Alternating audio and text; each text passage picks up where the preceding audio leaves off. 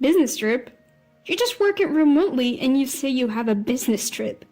You're just trying to dodge housework, aren't you? It's not like that. I really have work to do. Don't talk back. Just listen to your husband. A year into my marriage with my husband, he never recognizes my freelance work. Worse yet, he verbally abuses me, treating me like a mere housekeeper. I'm the one supporting the household, even paying the rent, but he uses me mercilessly without a shred of gratitude. At this point, I can't just stay quiet. I'll turn the tables and use my husband's threats of divorce papers to my advantage. With the image of his frantic scrambling in my mind, I headed for my business trip. My name is Maya, a 29-year-old employed by a publishing company. My husband's name is Bill, 5 years my senior at 34. We met 3 years ago when work took me to a different region. Bill's job was similar to mine. We both went to local places to sum up the current situation and write articles about it. We both worked in publishing, and with shared goals, we quickly clicked. We'd go on reporting trips together, and even after returning, would keep in regular contact. After 2 years of dating, he proposed.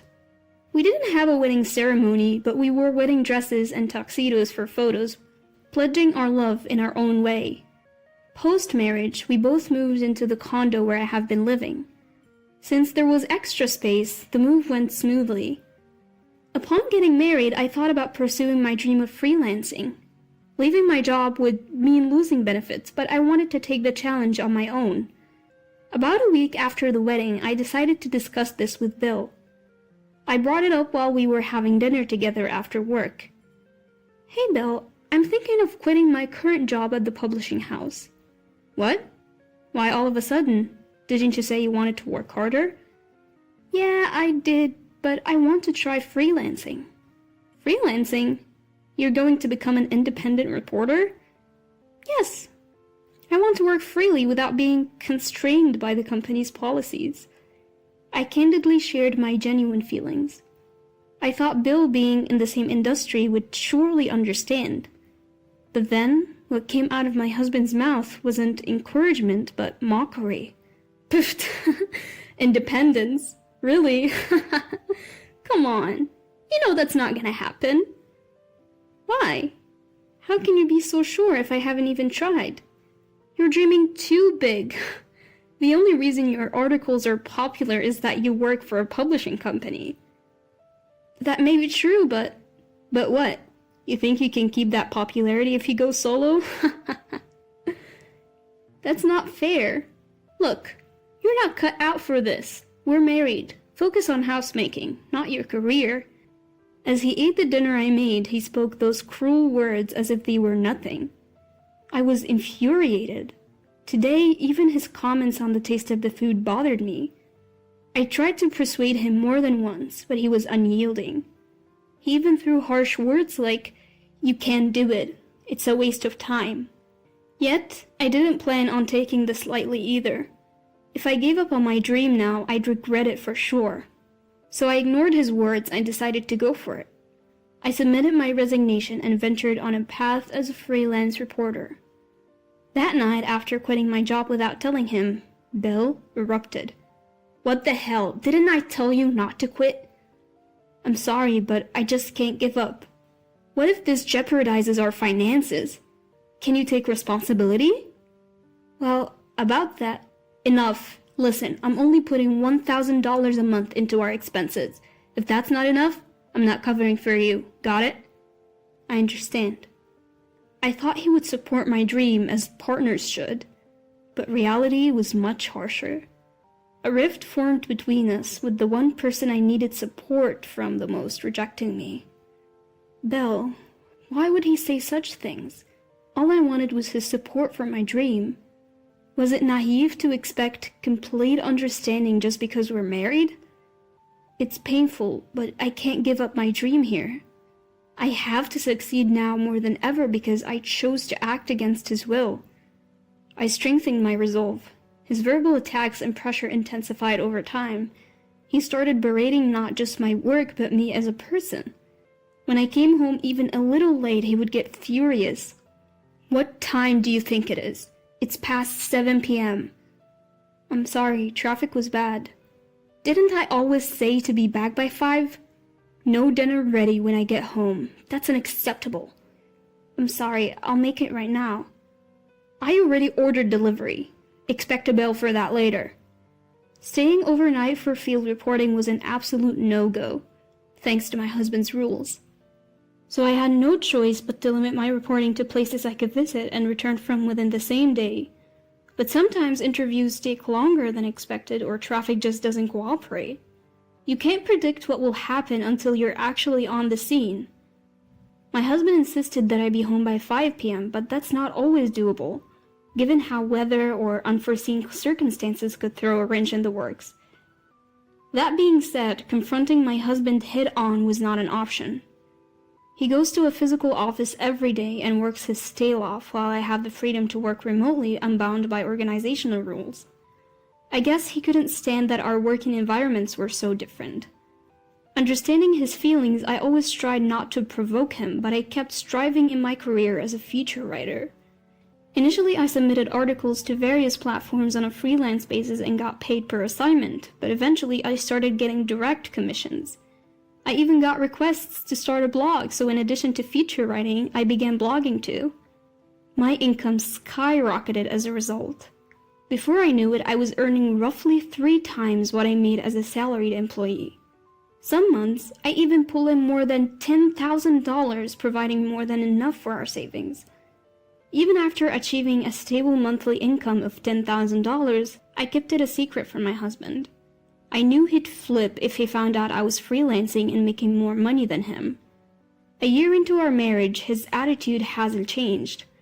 If anything, it's gotten worse, and our conversations are practically non-existent. Instead, he increasingly berates me. Then, one fateful day. On a rare day off, I bought some clothes from a luxury store. When I got home, my husband glared at the shopping bags and sneered. "You can barely bring in any money and you're out shopping like it's nothing. Do you even know your place? I earned the money myself, so why can't I spend it?" "Huh, really? Aren't you using the $1,000 I give you every month?" "That's not it. That $1,000 can even cover rent. Why would I touch that?" "Did you just call me low income?" "No, nobody's saying that." Suddenly, he hurled his beer can at me. It narrowly missed me but spilled all over my new clothes. "What are you doing?" Fuming, he shouted back. "I give you $1,000 every month, okay? You should be grateful." "Grateful? The missing rent and all the other bills are paid from my earnings. You must be dipping into your savings, right? There's no way you're making more than me. Believe what you want, but I'm not burdening you, not in the slightest. Go ahead, keep talking. Don't expect any handouts from me later on." My husband threw a can and sneered at me, not even bothering to apologize. I felt like I was reaching my breaking point with him. Several months later, I received a direct request from the publishing company I regularly contribute to, asking me to cover natural disasters overseas. It's an overseas assignment, so a day trip was out of the question. I decided to tell my husband about the work trip. "Bill, I know it's short notice, but I'll be traveling overseas for work this weekend." "Work trip? You're just a freelancer. What are you talking about? You just want to slack off on housework, don't you?" "That's not it. I really have to go. There's no way a freelancer like you has to go on an overseas work trip. How could you lie like that?" "It's not a lie. I was directly asked by the publisher." "Don't talk back. Just listen to your husband." As if I were the one being unreasonable, my husband continued to berate me. Fed up with his irrational behavior, I glared at him. Finally, he spoke, clearly irritated. "Do you even know your place? You're just a reporter in name only, practically unemployed, and yet I still stay married to you." "Stay married to me?" "Yeah, you wouldn't survive without me. If you have a problem with that, let's divorce." My husband pulled out divorce papers from his suit pocket and tossed them in front of me. That was the moment. A vein in my temple throbbed, and a rage I've never felt before consumed me. "I can't take it anymore. I absolutely refuse to stay married under these conditions. From now on, I'll use him to my advantage. My husband always threatened me with divorce papers whenever he was displeased. Until now, I'd always apologized because I didn't want a divorce, but I realized that wasn't necessary anymore. I filled out the divorce papers and submitted them while he was out. I also arranged to terminate our condominium lease at the end of the month. Furthermore, I moved up my overseas work trip and headed to my destination that day. I didn't tell my husband anything and kept my messages and call notifications off. Having finished all my work, I returned home after 2 weeks abroad.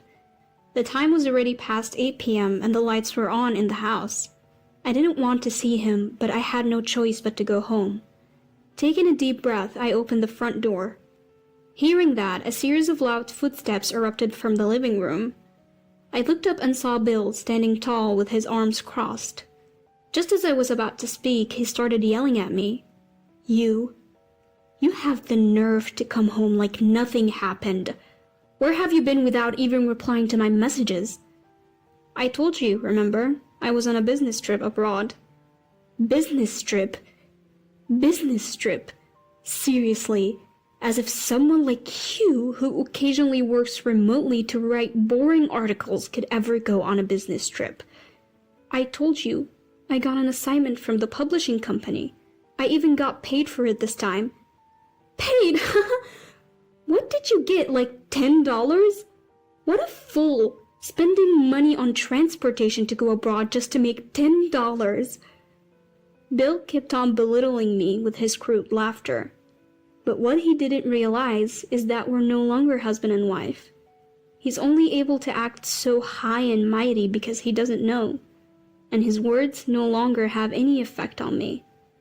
Finally, I calmly said, "Do you enjoy putting people down like that?" "What? What are you talking about? If you feel belittled, it's your fault, isn't it?" "I haven't done anything to be looked down upon by you. In fact, I make about 5 times more than you do." 5 times? As if. That would mean you're making close to $10,000 a month. Yes, that's correct. What? Faced with this unexpected truth, Bill's face twitched. He clearly couldn't stand the fact that I made more than he did. Fuming, he blurted out, "You've got to be kidding me, you're such a liar. I'm divorcing a wife who won't even do the housework." Panting heavily, Bill shoved new divorce papers in my direction. With a smile, I revealed the truth to him. Another new form for me to sign. "Yes, sign this quickly." "Don't worry, I already submitted the divorce papers 2 weeks ago." What are you talking about?" "We're not married anymore. Why are you still in this house?" Bill stammered, barely able to get words out. Finally, he spoke. "What do you mean you filed for divorce? Why would you do that?" "Why? Because you handed me the papers." "But I didn't really want a divorce." "Well, too bad. I thought it was okay to part ways, so I filed." "You've got to be kidding me. I just gave you those papers to scare you into understanding your role as my wife." Bill grabbed my shoulders, his eyes filled with anger. As I suspected, he never intended to divorce me. He just wanted to intimidate me into obeying him. Knowing this, I chose to divorce him anyway. I realized I could never be happy with him. Finally understanding this, I unleashed all my pent-up feelings. "You think you can lecture me? Do you know how it feels to have your dreams mocked by the one person who should support you? Hold on, Maya, don't call me like we're friends. We're divorced, we're strangers now." "What am I supposed to do now? Can I stay here?" "This is my condo. You're essentially trespassing. I never want to see you again. Leave now."